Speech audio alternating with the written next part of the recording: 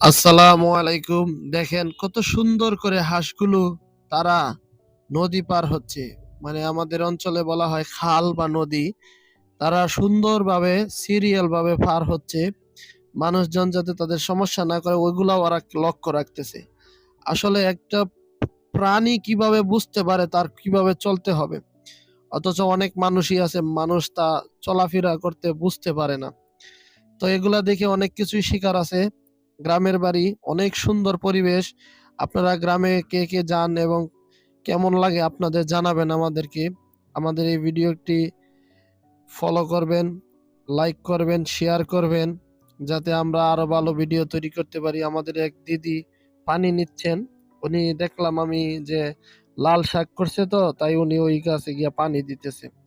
আমাদের ভিডিওগুলোর জন্য আপনারা ভালো ভালো মতামত দিবেন। ভালো থাকবেন, সুস্থ থাকবেন। আল্লাহ হাফেজ।